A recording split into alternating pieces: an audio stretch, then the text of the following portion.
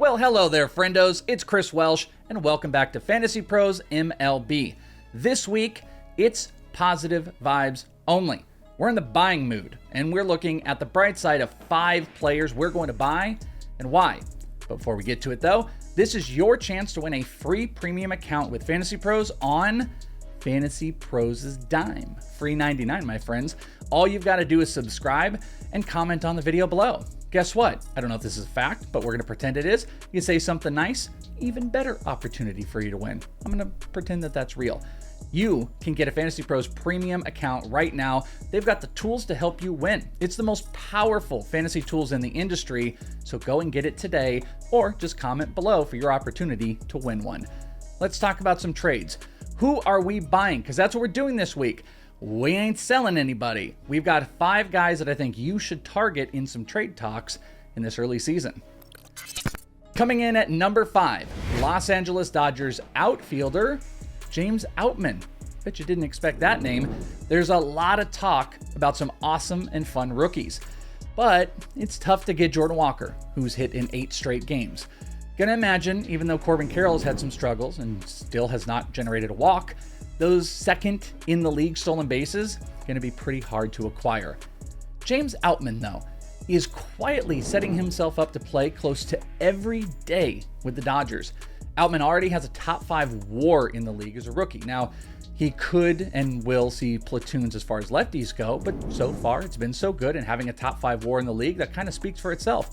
Outman also has a 58.3% hard hit rate, which is top 10 percentile in the league. As well, a top 5 percentile xSlug, WOBA, and xWOBA. Now, I would mind you when you're listening to this, pending when we record this, those can change and alter a little bit because it's very early in the season and one game can push them up and down. But regardless of the point, more than a week into the season, that is very, very impressive. His contact numbers have put up 3 homers on the board already, and he's got a stolen base. Where he has a high worrisome-ish K percentage, which is around 31%, he also has a 20% walk rate, raising the floor a little bit. Outman's a cheap buy. Maybe somewhere he's even hanging around on the wire, but he's got the potential to be a 2010, maybe even a 25-15 guy that can be had for very little on a Dodgers team. Outman is a fun buy cheap guy right now, but watch it start to creep up very, very soon. Coming in at number 4, Los Angeles Angels starting pitcher, Reid Detmers. Reid Detmers' line from Sunday wasn't great. He gave up 4 earned runs, 5 total. It was the 6th inning, though, that did him in.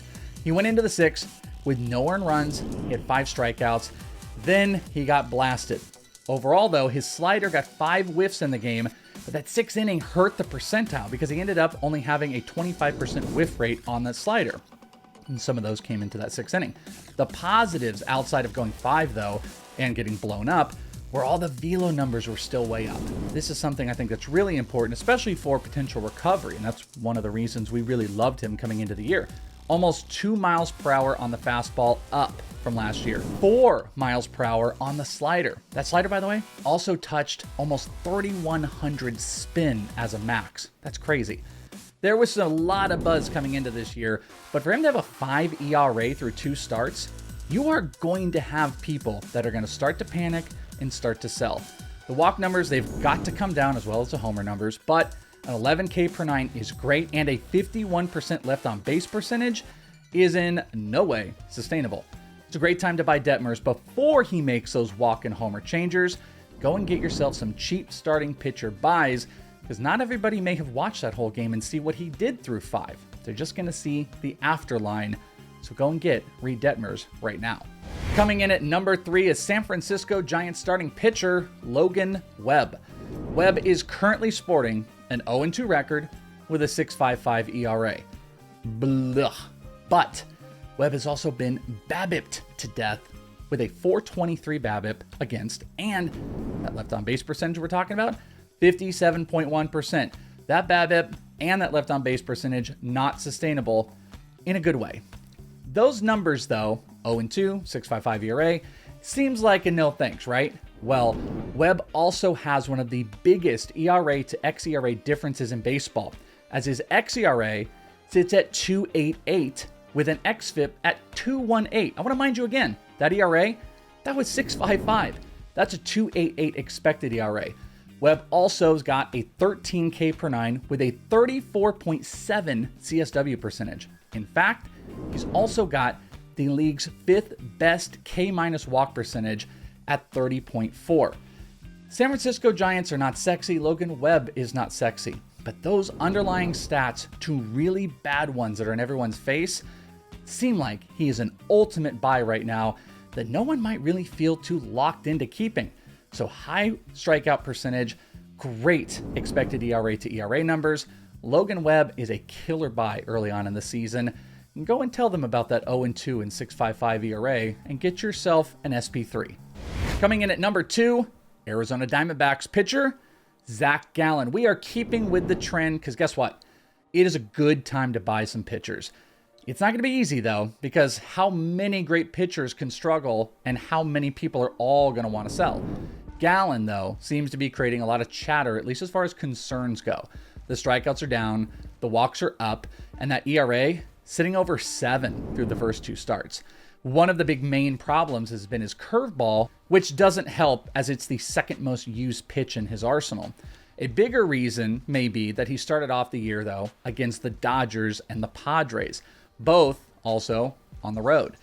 Positives on Gallen? Well, he's registered a 110 stuff plus, a 106 location plus, and a 106 pitching plus. What's all that? Well, that is Eno Sarris's stuff plus pitching model, which you can check out on Fangraphs.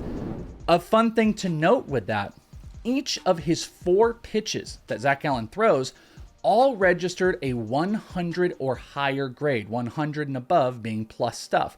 Well, only 6 others who had a 110 stuff plus grade also had 4 pitches that graded out 100 or higher. Gallen is going to get right.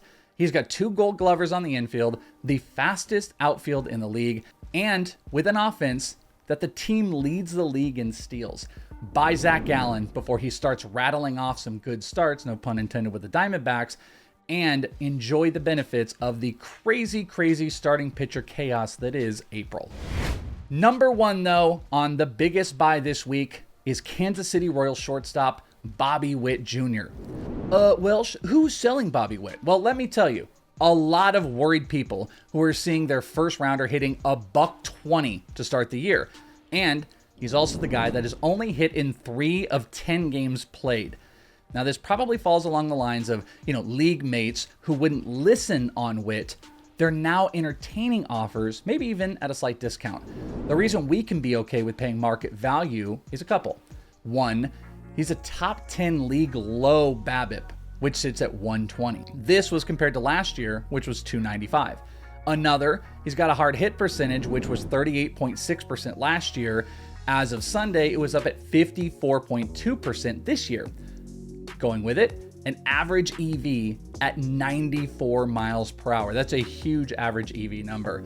So far, he actually hasn't even gotten a hit off a breaking ball this year and only 2 off fastballs, but the average EV, 94.7 off of breakers and contact. He doesn't have a hit, but the contact, and a 92.5 off of fastballs.